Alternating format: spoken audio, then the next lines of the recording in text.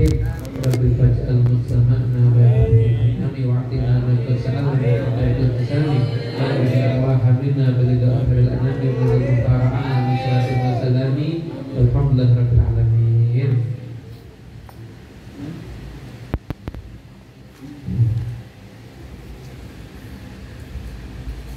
Bismillahirrahmanirrahim. Alhamdulillahi rabbil alamin.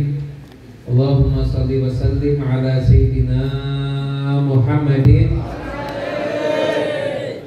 Iftahi babi rahmatillah adada ma fi ilmillah salatan wa salaman daimaini bidawami mulkillah wa ala alihi wa sahbihi wa man wala wa man tabi'a sunnatahu wa qadada bihudah ila yaumil liqa'illah amma ba'du. Assalamualaikum warahmatullahi wabarakatuh.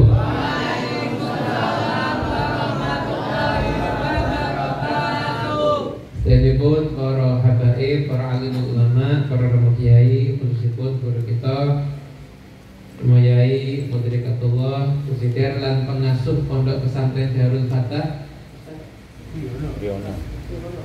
Ustaz Riono. Bisa pernah kesini ya? Iya. Ustaz Riono lan sedanipun para asatid, para sepuh bini sepuh ingkang rawuh. Mugi-mugi kita sami tansah pinaringan barakah rahmatipun Gusti Allah Subhanahu wa taala. Amin ya rabbal alamin.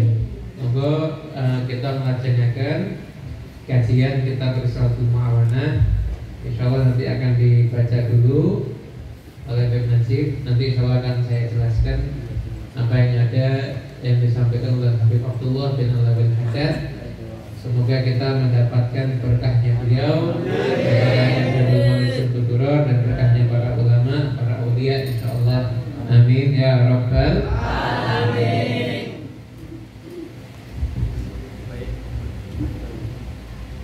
Bismillahirrahmanirrahim. Alhamdulillah wassalatu wassalamu ala Rasulillah sayyidina Maulana Muhammad ibn Abdullah wa ala alihi wa sahbihi wa man wala wa la hawla wa la quwwata illa billahil aliyyil azim. Amma ba'd.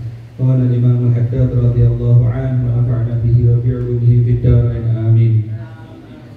Wa yaqwa al-yaqin wa yahsun bi asbab minha wa huwa al-aslu walladhi alayhi al-madar an yusghi al-'abdu bi qalbihi wa udunihi ila istima'il ayati wal akhbari ad-dallati ala jalalillahi ta'ala wa kamalihi wa 'azamatihi wa kibriyaihi wa infiradihi bil khalqi wal amri was sultani wal qahri wa 'ala sidqir rusuli wa kamalihim wa ma uyidu bihi minal mu'jizati wa ma halla bi mu'anidihim min anwa'il 'uqubati wa ma warada fil yaumil akhir min itabatil muhsinin wa mu'aqabatil musiiin wa ila kauni hadzal amri kafiyan fi ifadatil yaqini al isyaratu bi qoulihi ta'ala awalam yakfihim anna anzalna 'alaikal kitaba yutla 'alaihim al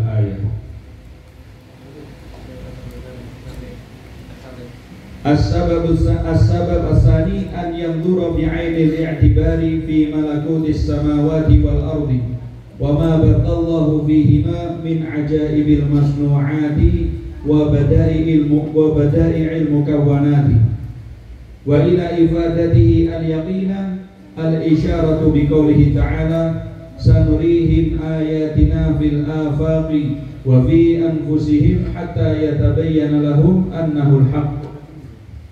As-sabab as-salih ay ya'mala ala muqtadha ma amana bihi zahiran wa batinan wa yushammira fi dhalik wa yabdul al-istita'ata fi ma hunalika wa ila ifadatihi al-isyaratu bi qoulihi ta'ala walladzina jahadu fina lanahdiyannahum subulana. Beliau Al-Habib Abdullah bin Alawil Haddad mengatakan keyakinan itu akan menjadi kuat dan akan menjadi baik dengan beberapa sebab. Jadi kan kita pertemuan sebelumnya sudah bahas tentang pentingnya yakin, jadi yakin itu percaya.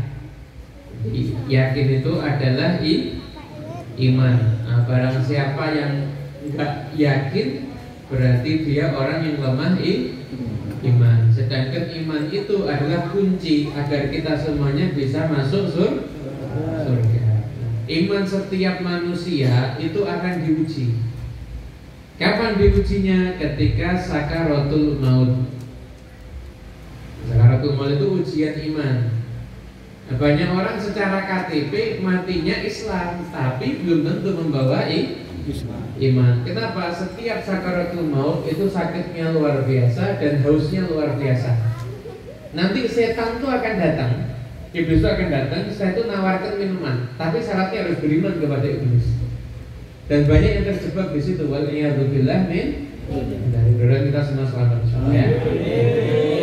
Yakin itu yang mana nanti pertemuan berikutnya kita akan terangkan. Kalau sudah yakin itu hasilnya apa? Nanti itu pertemuan berikutnya. Yakin itu akan menjadi kuat dan akan menjadi bagus dengan beberapa sebab. Minha diantaranya wahwal aslu walladzi 'alaihi al-madad.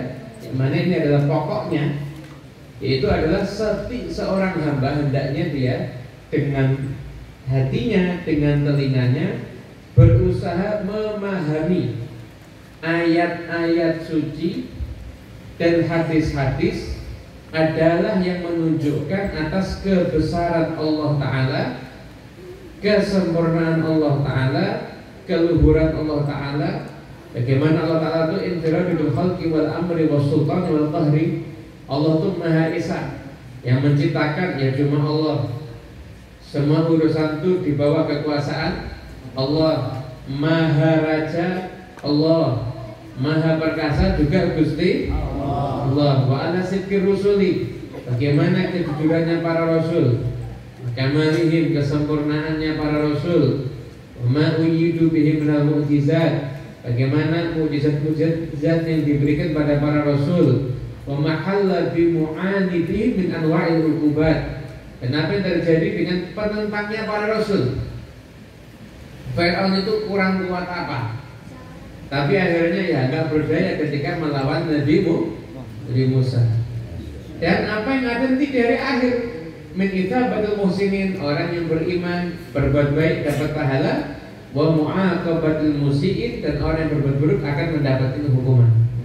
Untuk urusan ini, untuk urusan perkara ini bisa mendatangkan keyakinan, itu sudah disebutkan oleh Allah Ta'ala di surat Al-Ankabut ayat 51, awalam yakfihim anna anzalna 'alaikal kitaba yutla 'alaihim ila akhir ayat. Jadi sebab biar yakin yang pertama adalah mengkaji Al-Quran dan hadis. Al-Quran dan hadis itu sumbernya segala ilmu. Dengan lihat ilmu fikih, sumber utamanya Quran hadis. Ilmu tasawuf, sumber utamanya juga Al-Quran sama hadis. Yang sumber utamanya bukan Quran dan hadis niku ilmu primbon. Nah itu bukan Quran dan hadis, itu namanya. Lahir umpama lahir Jumat Kliwon, niku wetone sae. Berat gitu. Kenapa? Enggak mungkin diganggu sama gendruwo. Soalnya bolone ngono.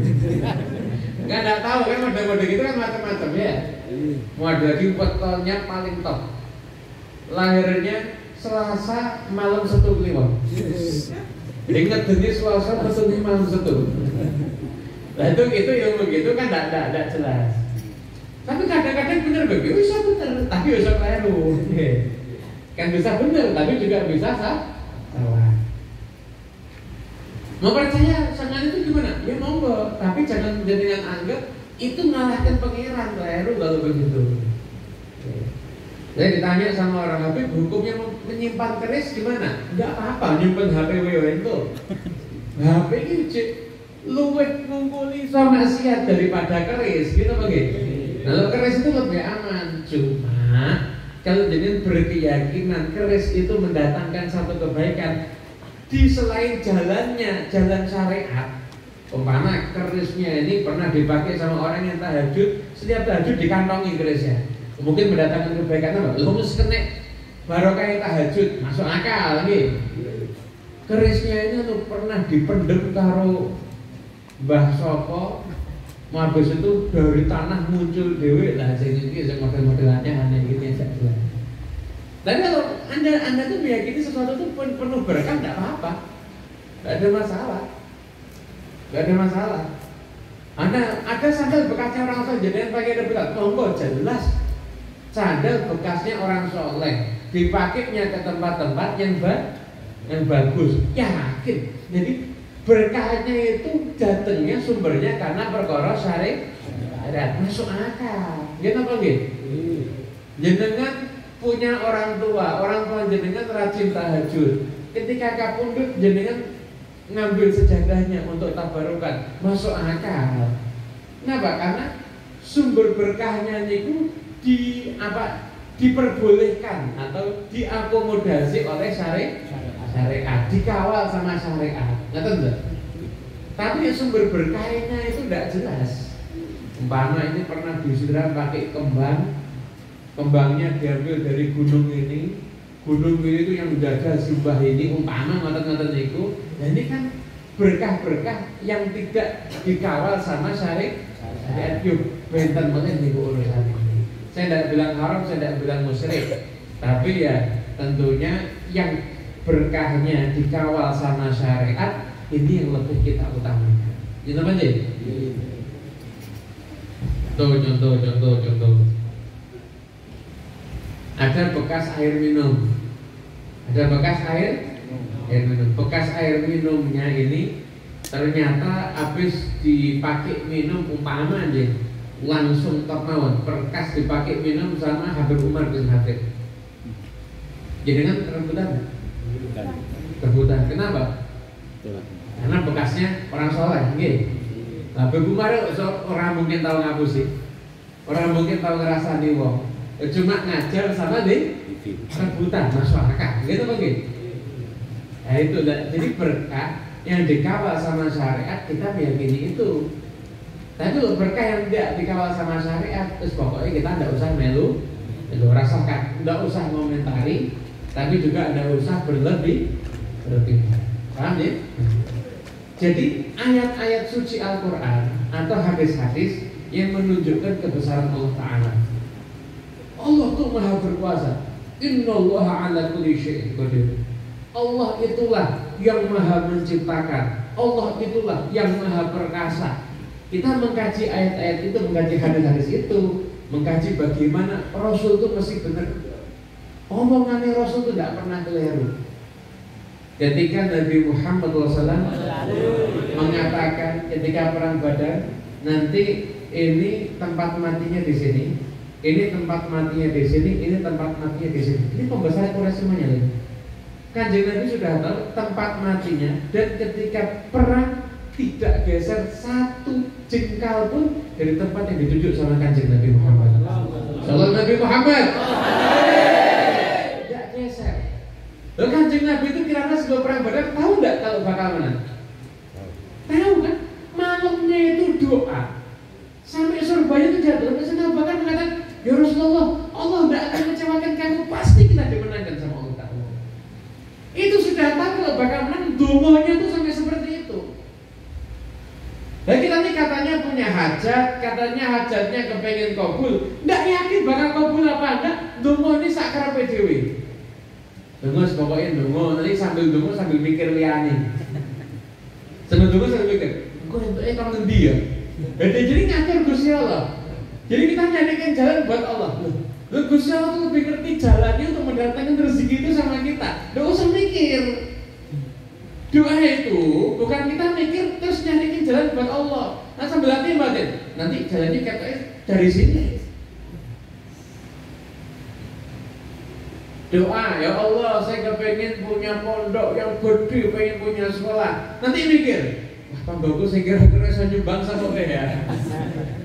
Jadi ya lisannya nyebut Allah, artinya mikir yang nyumbang. Lah akhirnya udah dikabulkan sama Allah Ta'ala.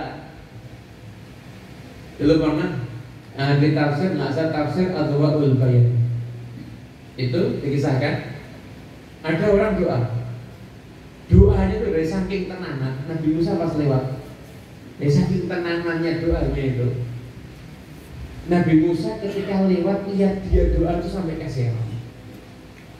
Akhirnya Nabi Musa kan bisa ngomong sama Allah Ta'ala, dapat kesempatan diskusi sama Allah Ta'ala. Ya Allah, kalau saya yang megang hajatnya dia, saya kabulkan. Doanya dia itu sudah beneran.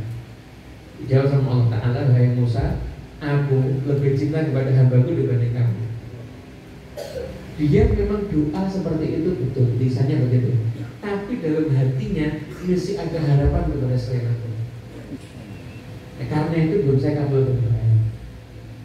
Nabi Musa betul tahu langsung ditegur orang itu. Kamu doa benar, tapi hatimu masih ngarep pada selain Allah kan? Kok tahu? Iya, Allah Ta'ala yang nyampaikan. Hapus dalam hatimu semua harapan kecuali kepada Allah Ta'ala. Ketika itu doa akan dikabulkan semua. Jadi kalau kita tuh doa sambil mikir jalannya gimana, sambil mikir kemungkinan yang ada, nggak dikabulkan sama Allah Ta'ala. Kemungkinan kecil dikabulkan. Kalau kita tuh doa total, ya Allah hanya Engkau yang bisa. Itu nanti dikabulkan oleh Allah. Ketika kita lihat bagaimana para Rasul itu ya omongannya benar, mukjizatnya luar biasa, dan semua yang ngelawan nggak ada yang menang. Namrud itu kekuasaannya luar biasa sama Nabi Ibrahim, akhirnya menang sama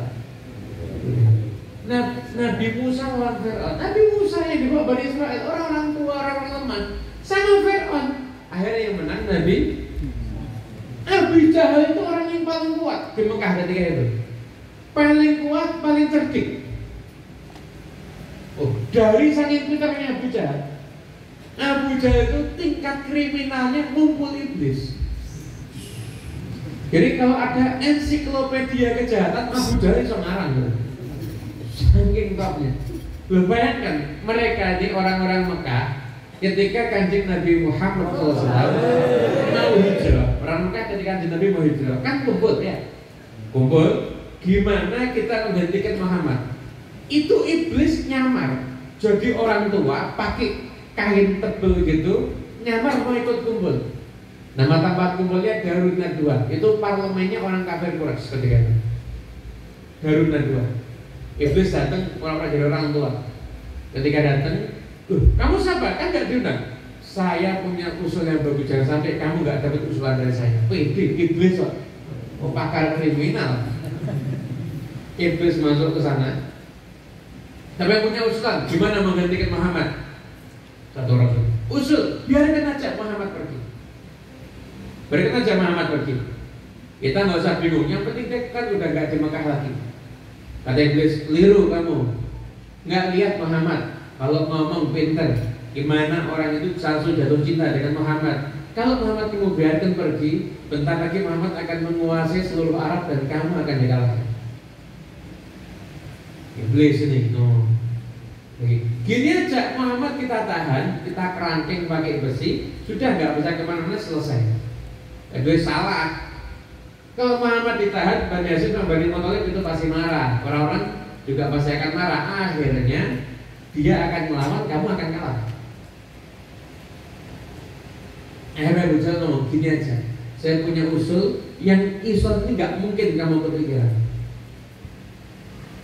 Gini aja, setiap suku utus satu anak muda yang kuat dan terpandang, bekali dengan pedang, masing-masing nusuk Muhammad, eksekusi.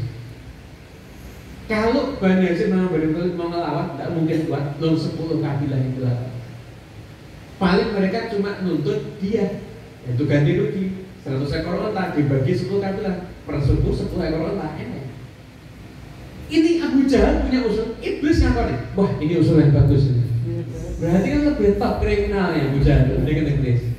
Usulnya aja dikabui sama iblis. Ingat, itu usulnya Kanjeng Nabi. Akhirnya dia mati. Yang bunuh anak kecil. Abu Jahal itu yang bunuh anak-anak.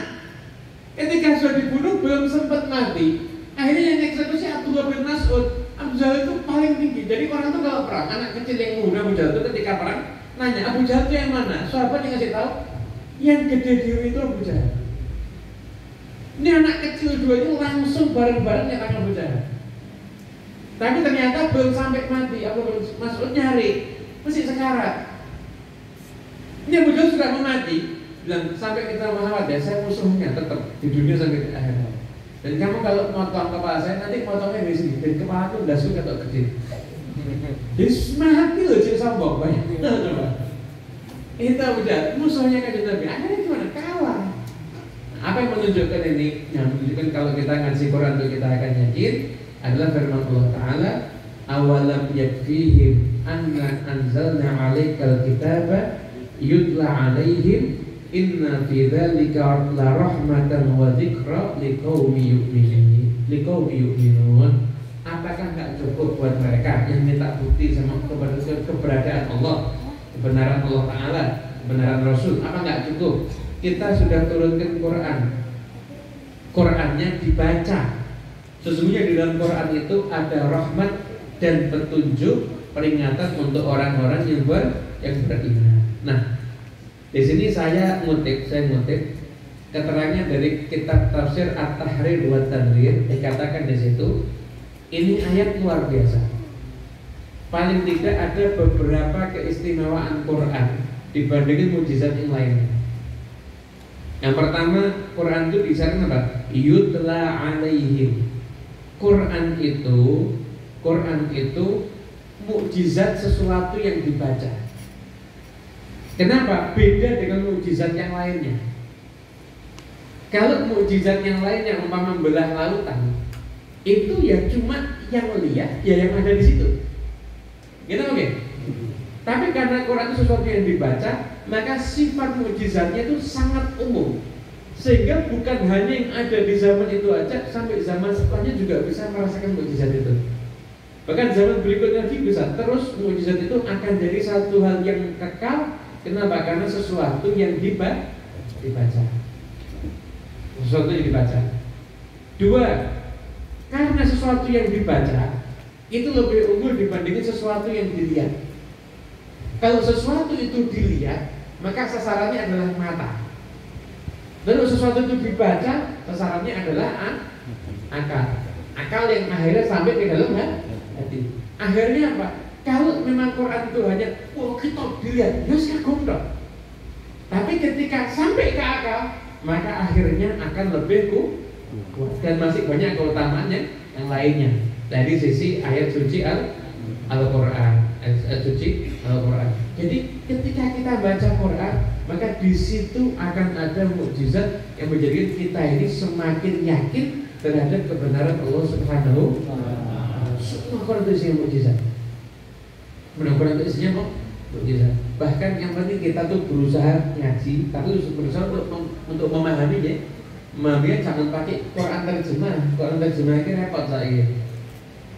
Terjemah ayat kursi, kursinya dikasih tanda tempat berpijak kakinya Allah. Nah, ngeri itu. Bilang Allah punya kaki, berarti Allah sama dengan makhluk. Akhirnya nanti orang bisa bayangkan Allah. Allah itu tidak boleh dibayangkan, Allah itu tidak sama dengan makhluk. Itu sebab yang pertama. Jadi dengan kita ngaji Quran, kita mengkaji kebesaran Allah Ta'ala, kebenaran para Rasul, maka kita akan menjadi orang yang tentunya kebenaran Quran ya, kebenaran Quran.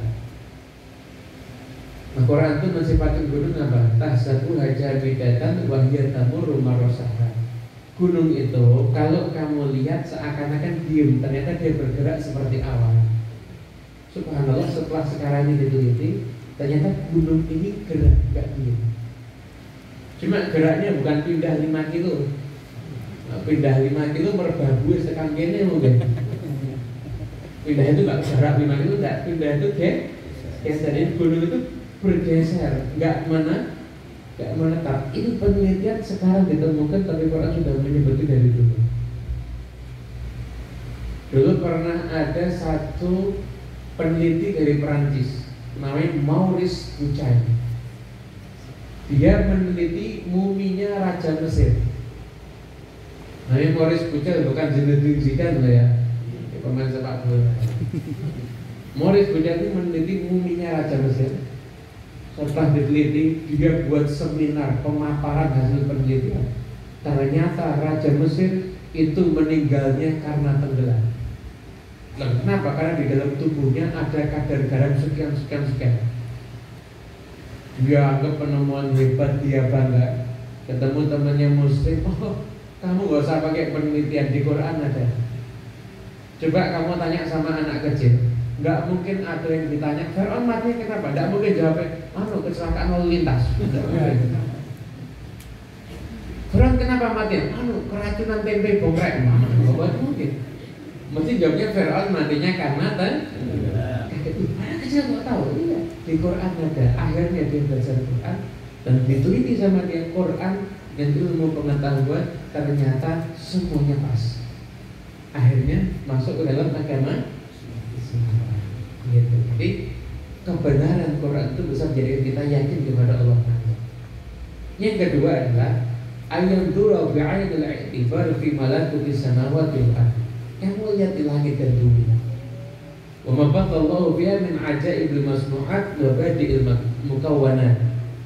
Kamu lihat bagaimana ciptaan Allah Ta'ala ini semuanya ajaib, penuh kehebatan. Contoh ciptaan Allah Ta'ala ya. Air kalau bisa saya keluarkan dari botol, masuk ke botol lagi bisa enggak? Bisa enggak? Dimasuk ke botol lagi, bisa enggak? Bisa, gitu oke? Yang bisa keluar pasti bisa masuk, betul apa enggak? Karena ciptaan manusia. Tapi ciptaan Allah beda. Bayi itu bisa keluar dari perut ibu, dimasukkan lagi bisa enggak? Gitu. Sekarang tanya, bayi itu bisa keluar dari perut ibu, dimasukkan lagi bisa enggak? Betul sakit, gitu oke? Kenapa? Karena itu ciptaannya Allah, beda dengan ciptaan manusia. Jadi yang menciptakan manusia itu pasti Tuhan, bukan buatan. Gitu oke? Lihat misalnya peredaran matahari semua berputar pada porosnya. Ini peredaran galaksi ini sing mandek, kesel mandek, tabrakan meteor. Tidak pernah ada yang berhenti, gitu begitu. Berputar terus. Gitu. Nah, itu semuanya menjadikan kita semuanya ya. Anda bayangkan, coba Anda bayangkan. Mangga aja bibitnya kadang-kadang sama, tapi tiap buah rasanya bisa beda. Itu apa gitu? Jadi keluar dari bumi yang sama, tapi hasilnya bisa berbeda. Ya begitulah kebesaran Allah Subhanahu wa Ta'ala. Banyak lagi yang lainnya. Dalilnya apa? Sanurihim ayatina fil afaqi wa fi anfusihim hatta yatabayyana lahum annahu al-haq. Allah Ta'ala, kami akan tunjukkan tanda-tanda kebesaran kami di seluruh penjuru dan di dalam diri mereka sendiri sampai akan jelas bahwasanya anna sesungguhnya dia itu bisa menjadi Nabi Muhammad dan itu masuk ke Quran atau Islam, al-haq itu adalah satu kebenaran. Nah, kalau di mulai tafsir tadi saya cek, Allah Ta'ala akan menunjukkan kamu akan lihat nanti di seluruh penjuru dunia semuanya akan tunduk sama Islam. Persia tunduk sama Islam, Romawi tunduk sama Islam, Wafi Antul dan dalam diri mereka sendiri, Mekah juga tunduk sama Islam. Anda bayangkan, kaum muslim itu perang sama Persia. Perang sama Persia itu paling terkenal namanya Al-Ma'rakatul Qadisiyah.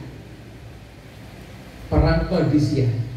Itu kaum muslimin 30.000, Persia 120.000.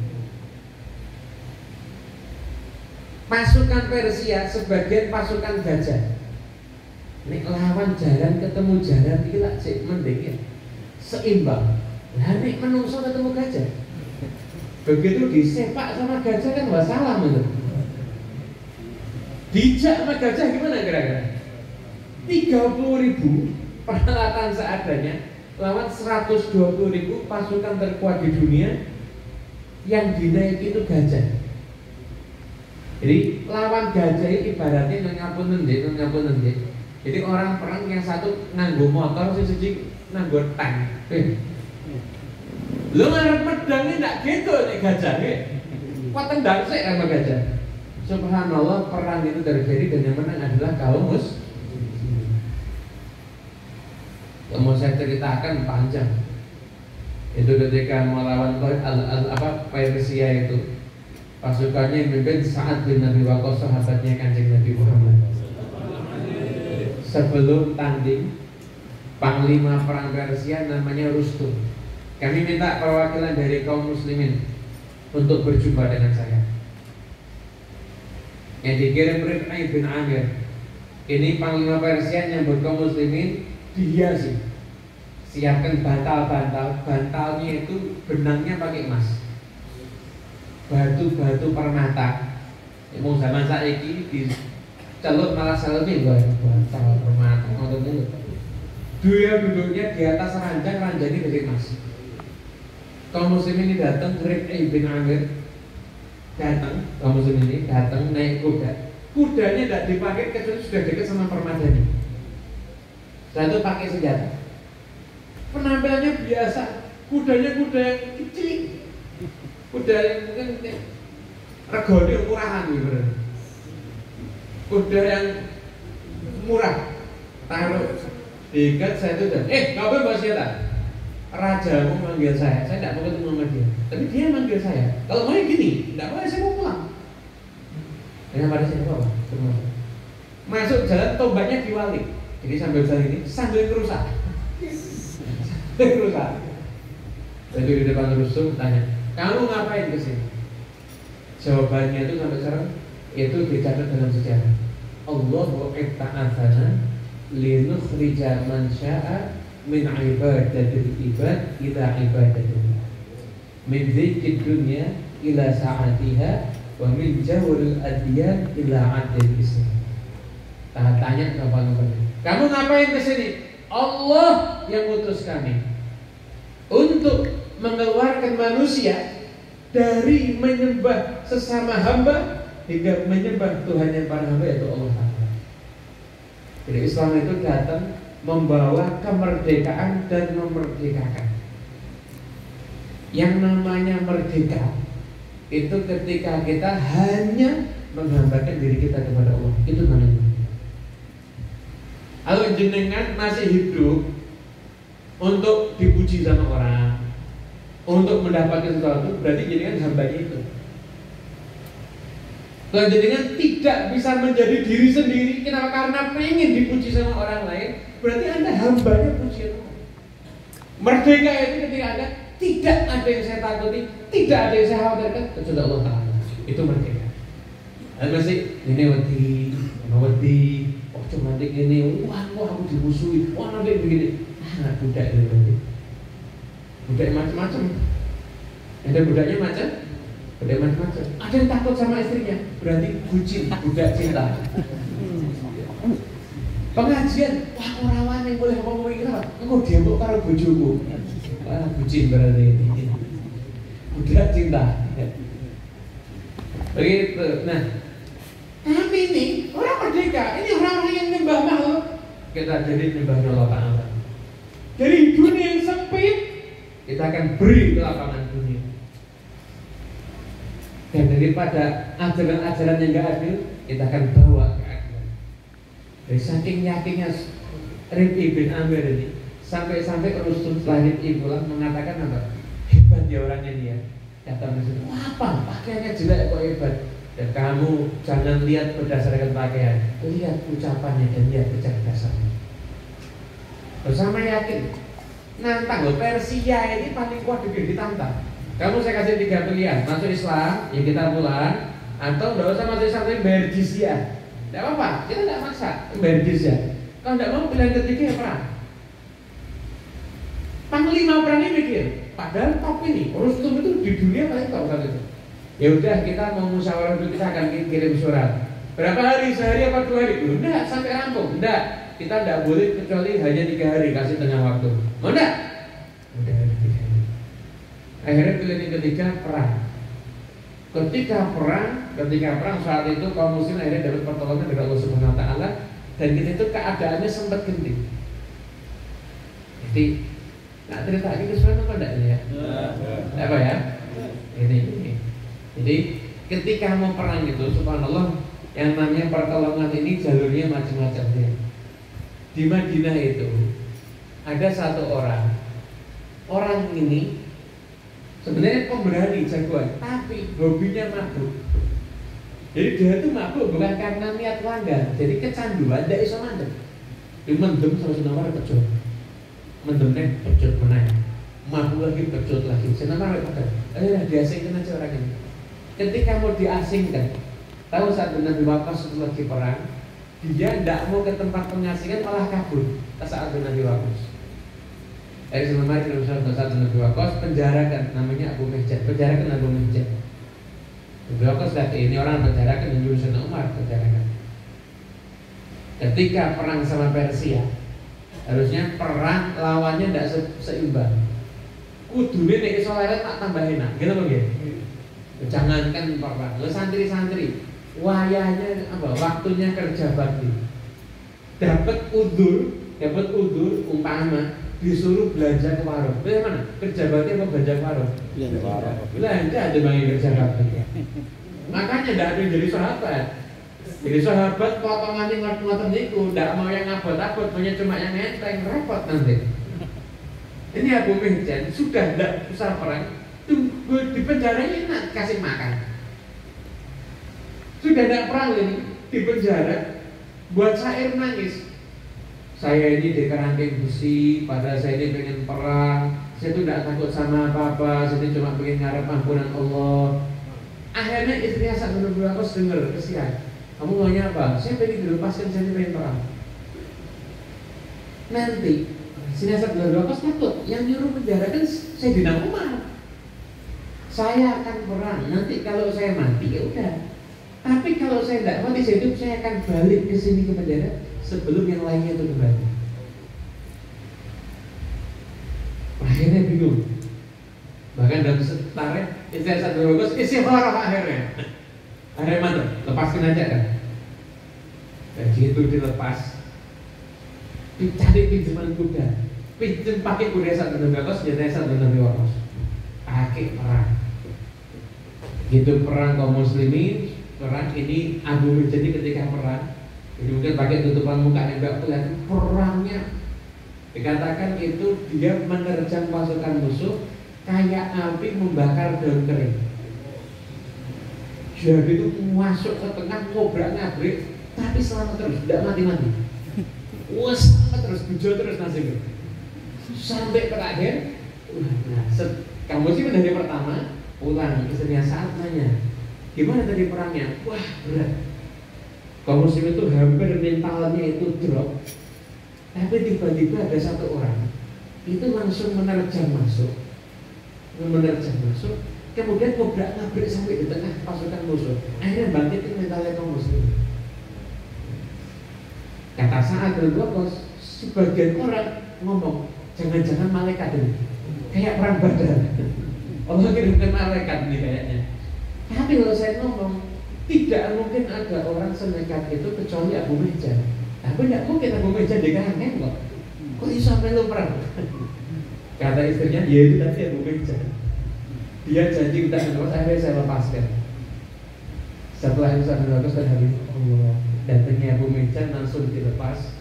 Kata satu Nabi Waqqas, mulai sekarang saya tidak akan mecut kamu lagi.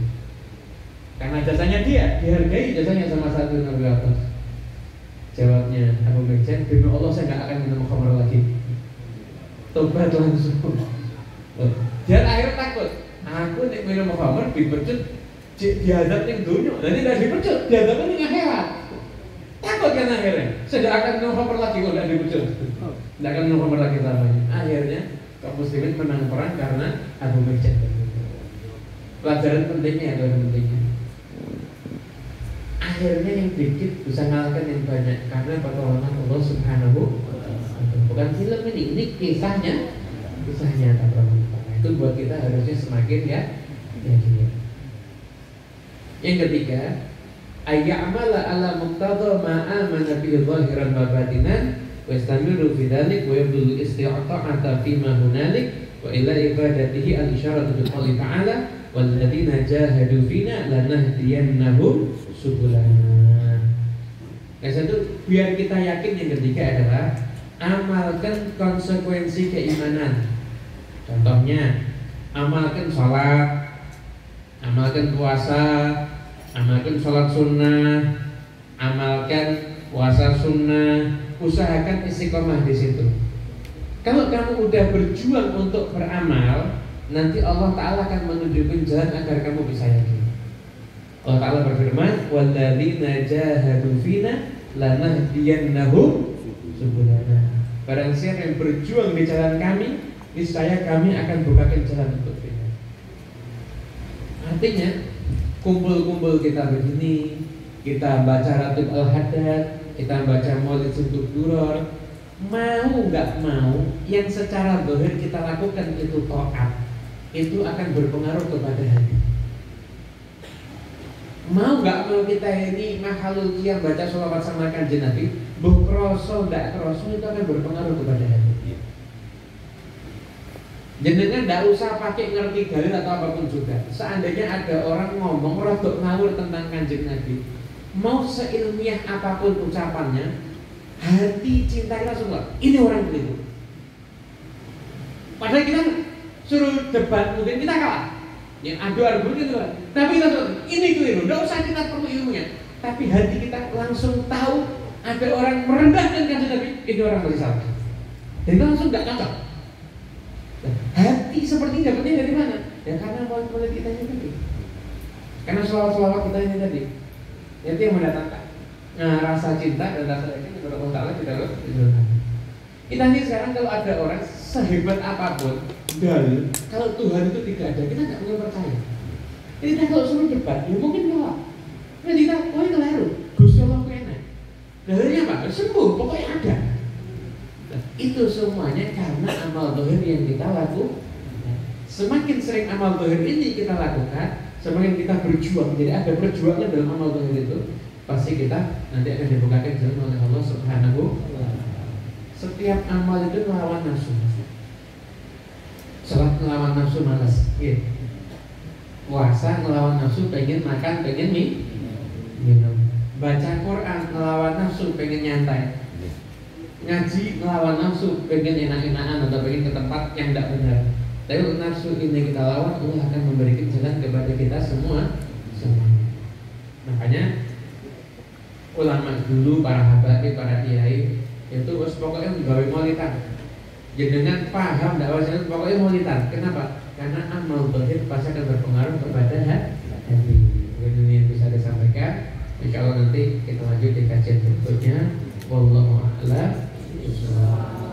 Bagi keluarga semata, sekarang tuan-tuan yang pernah mendengar kata, dan semoga insya Allah untuk pesantren Darul Fatah bisa menjadi pembuka untuk siapapun untuk semakin kenal dengan Allah Ta'ala, semakin cinta dengan kanjeng Nabi Muhammad SAW, sebagaimana Allah membuka kita semuanya di tempat ini mendengarkan maulid Nabi, bersalawat kepada Nabi, mendengarkan kisahnya para wali, Allah Ta'ala izinkan kita semuanya insya Allah bisa masuk surga bersama dengan Allah, bisa hidup di dalam berkahnya para awliya Allah Ta'ala, dan semoga berkat keberkahan daripada majlis di malam hari ini Allah Ta'ala kabulkan semua hajat kita. Allah Ta'ala berikan kepada kita semuanya kebaikan zahiran wa batinan di dunia wa dunia wal akhirah. Allah hadihini wa kulli min salihatin min asyam ila maqulan ila habibana Abdul Haddad wa habibana Ali bin Muhammad Habsyi